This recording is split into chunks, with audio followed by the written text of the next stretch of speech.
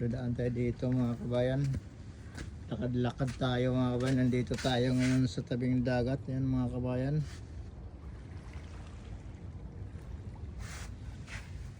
So, lakad-lakad tayo. Papunta tayo ng Ipaw. Yan, saka maganda yung mga puno dito. May mga dahon na. Yan.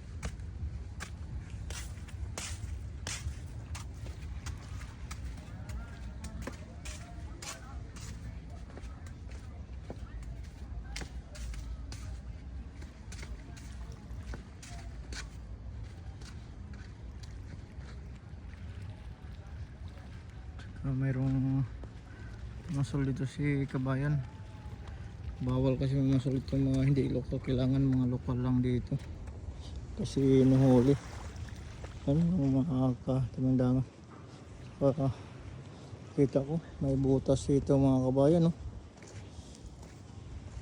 Sa tabing dagat, oh. Laki ng puno. Maganda, mayroon din nakasulat dito. Guam. Guam.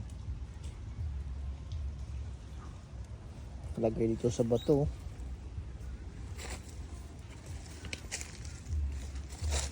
May butas.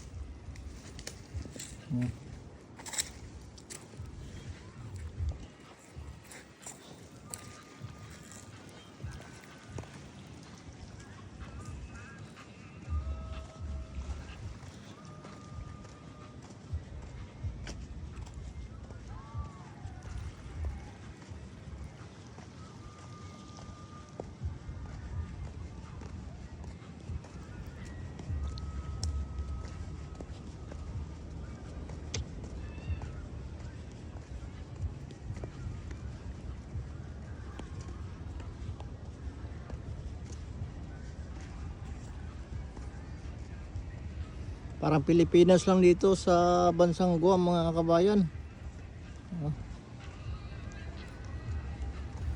Kaso lang kagandahan dito, nagkaiba sa Pilipinas kasi yung sahod malaki.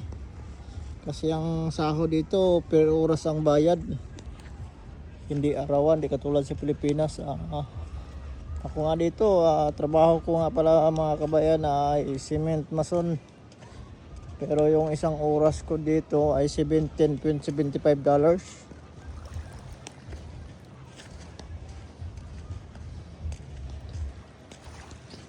Nakatira pa tayo sa hotel sa Garden Villa.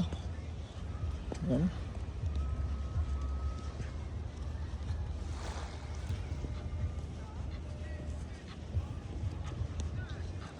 Gala-gala muna tayo dito sa may Ipaw. Lakad-lakad tayo dito sa tabing dagat.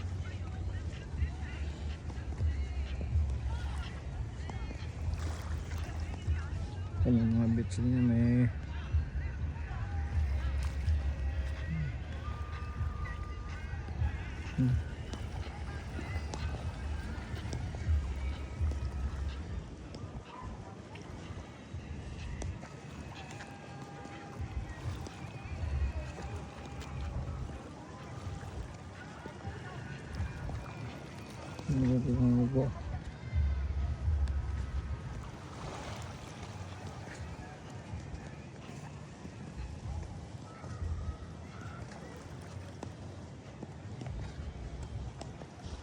dito na tayo banda sa likod ng Peak Pacific.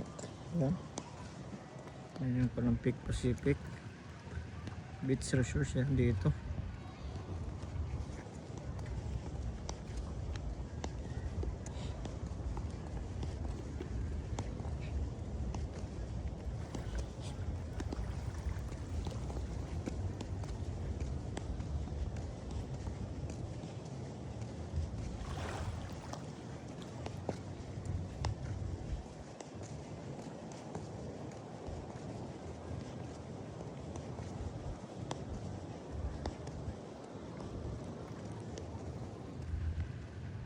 Yan yung Ipaw, malapit na tayo mga kabayan.